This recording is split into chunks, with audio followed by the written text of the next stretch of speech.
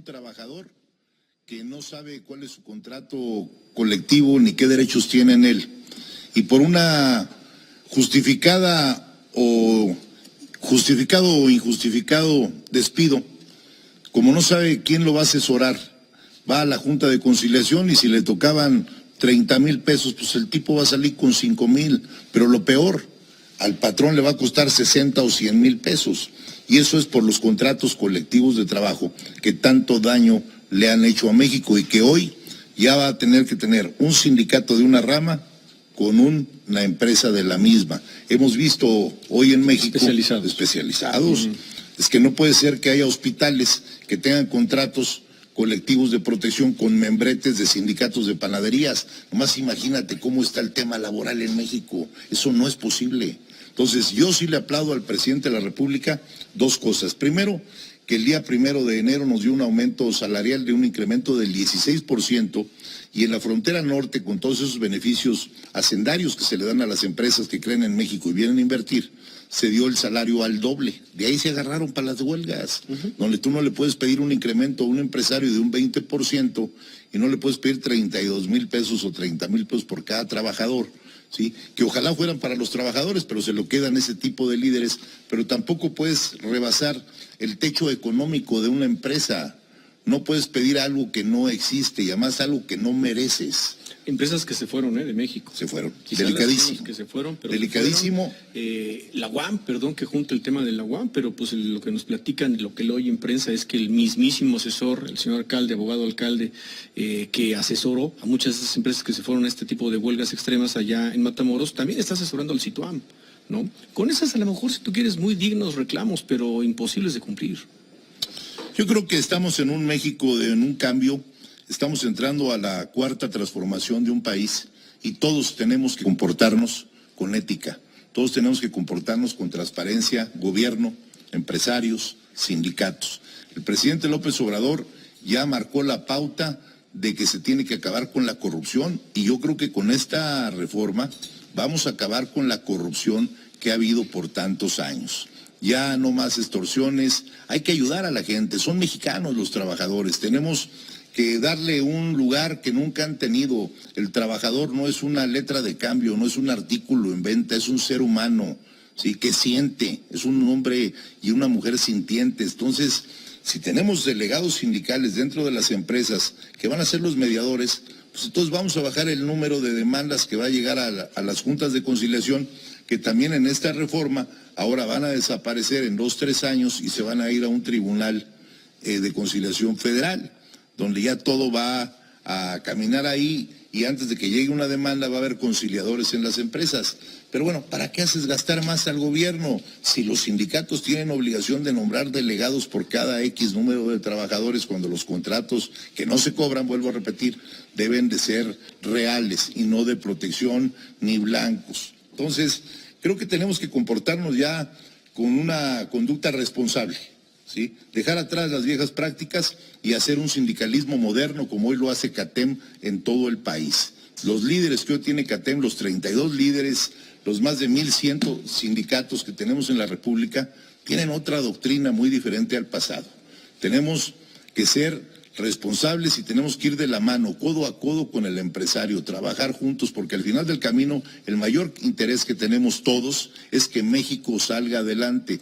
Y aquí puntualizar, Manuel, que la inseguridad también se combate dando empleos mejor remunerados, con mejor capacitación. La capacitación es el pilar fundamental para el desarrollo y no se ha dado capacitación en los últimos años. No me lo tomes a mal, Pedro, pero pues habría que platicarlo con el presidente López Obrador, que no piensa exactamente así. Él habla más bien de apoyos sociales a la gente, de seguir regalando dinero, ¿eh? Yo creo que está mal entendido eso de los jóvenes. Mira, yo lo he visto muy cerca del presidente. Tú contratas a unos jóvenes para darles capacitación en tu empresa y el gobierno le da el dinero a la empresa de buena voluntad para que le pague a los jóvenes. O sea, están haciendo como un servicio social remunerado. Es un gran programa, ¿eh? Para mí es de los mejores que yo he visto. Y mira que soy una gente que lee, que se mete a los temas. Y yo creo que es una cosa muy, muy importante. ¿Por qué? Porque ¿a dónde se iban todos esos muchachos que no tienen nada que hacer? pues iban de halcones y se iban de tiradores de droga. Hay que hablar con la verdad. Ya no podemos tener censura. Tenemos que decir las cosas como son. Si tú tienes a la gente ocupada y tienes a la gente trabajando, pues la gente va a delinquir menos. Si la gente tiene trabajo y el bebé llora, pues le van a dar leche, pero si la gente no tiene trabajo y el bebé llora y no hay nada en el refrigerador, pues la delincuencia flotante, que no es organizada, va a salir a pegarle. Entonces, tenemos que ser responsables con esta reforma. Esta es una de las reformas que va a marcar la vida moderna de México, porque como te lo dije yo al principio, todos somos trabajadores en este país y merecemos un México mejor cada día. Dos cosas, Pedro. Escuchaba ayer con Paola Rojas justamente al presidente Lezano y decía, esta reforma laboral en gran medida lo que va a hacer es terminar con los pendientes de justicia a los trabajadores de la reforma de febrero del 17. ¿Es así? O sea, sí le va a hacer justicia al trabajador. Nos has hablado del tema de la libertad del sindicato, el tema de las cuotas, pero es tan abierto, es tan amplio, ¿lo van a percibir así los trabajadores? Se le va a reivindicar al trabajador mexicano y se va a acabar con todos esos liderazgos que únicamente utilizaron a los trabajadores para enriquecerse a sus costillas. Y desde aquí yo les hago un atento llamado a todos los empresarios de México, que ya abran los ojos, que México ya cambió y que el sindicalismo es otra cosa, no es dar un billete por abajo del agua. Eso se acabó.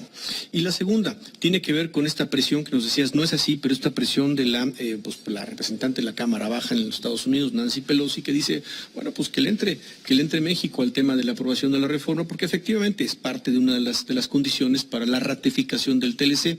Pero también leo en prensa de los Estados Unidos, se refleja en prensa mexicana, que a lo mejor no terminan de aceptarlo en Estados Unidos porque hay mucho dinero que hay que invertir para que se aplique de fondo al 100% de la reforma laboral.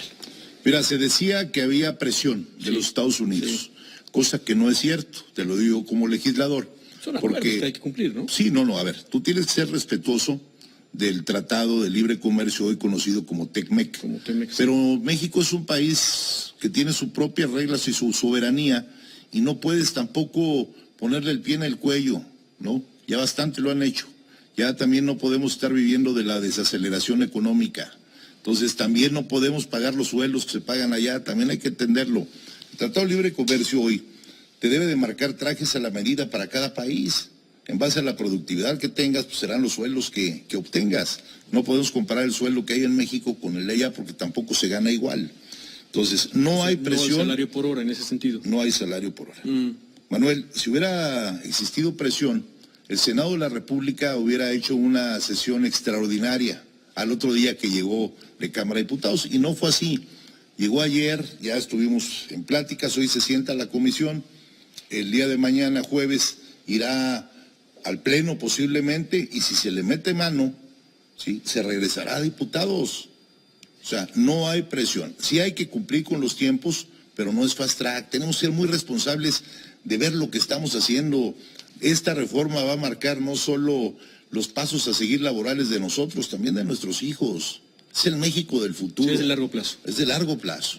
Tenemos que estar muy atentos a lo que va a pasar en estas horas, ¿sí? Y estamos a la orden en todo momento para informarle a la gente que sepa lo que estamos haciendo los legisladores. Esta 64 legislatura es una legislatura muy responsable. El coordinador, el doctor Ricardo Monreal, ha dado la apertura, ha dado libertad de poder hablar, que antes estaba censurado, no podías tú hablar como senador o como diputado si el coordinador no lo permitía. No, y hoy tienes de ser escuchado. Yo ayer mismo le hice el comentario, le dije, coordinador, aquí está este tema y tenemos que analizarlo porque no se pueden ir las cosas así. Eso que nos plantean esos 10 puntos los empresarios hay que tomarlos en cuenta. ¿Por qué? Porque hay que tener una balanza de equidad. Muy bien. Senador, pues muchas gracias por haber estado con nosotros. Nos queda perfectamente claro el valor que tendrá esta reforma laboral. Mañana se espera una buena discusión. Bueno, en la tarde, de entrada a la comisión respectiva, ¿no? Y por último, Manuel, comentarte que efectivamente sí vamos a ir por el huachicoleo financiero, por ese mal llamado outsourcing. Nada más que ahí no solo es lo laboral. Sí, nos decías, tiene que ver con lo fiscal. Ahí tienes lo fiscal. Y tienes también la seguridad social, por la evasión que hay al Seguro Social, la evasión que hay a Hacienda, la evasión que hay al Infonavit, la evasión que le hacen al patrón, la evasión que le hacen al trabajador. Eso se tiene que acabar. Y el outsourcing bueno, ¿sí?, lo tienes que regular. Ese no tiene problema. Nada más que es 80-20. Sí se puede distinguir entre un outsourcing, digamos, positivo y un Sí, claro. negativo. ¿Cuál sería el positivo, por ejemplo? Mira, el outsourcing es aquel que, bueno, mal llamado por el nombre, mal llamado, sí. pero que una empresa hace una subcontratación que yo no quiero tener en mi empresa, dentro de ella todo el tema administrativo, de limpieza, contable. el que vemos todo el tiempo, el de limpieza, ¿no? Aquí por contratas ejemplo. una empresa, o de seguridad privada, o contable. Pero el outsourcing malo es el que te lleva las nóminas. Si te las llevan perfectamente bien y no le acortan su vida al trabajador, está perfecto. Pero aquel que no paga al Seguro Social y que te regresa a ti, patrón, lo que tenía que haber pagado. Okay. Y sobre todo, que un trabajador, supongamos, trabaja en Radio Fórmula, 30 años, y de repente a la hora, que no es el caso de esta empresa, pues una empresa seria, 30 años, y va a pedir un crédito para una vivienda y le dice, no, es que tú no eres apto. ¿Cómo que no soy apto si trabajé 30 años de mi vida? ¿Y qué crees que no? Pues sí, pero aquí en tu historial dice que trabajaste durante esos 30 años en 50 razones sociales diferentes. Empresas, correcto. En 50 razones sociales diferentes. Fíjate qué delicado es. Y aparte, al empresario, para comprobar esos montos de las diferentes empresas fake, le daban facturas apócrifas. Entonces es un tema muy, muy delicado que va a todo el peso de la ley por ellos. Ese es el huachicoleo financiero. A esto le entra. Con todo. Perfecto. Senador, muchas gracias. Gracias por estar con nosotros. Muchas gracias a ti, Manuel. Y pues ahí estamos. Gracias por toda la información y atentos mañana al Senado. Un abrazo fuerte a todos los que nos escuchan. Muchas gracias. Senador Pedro Aces.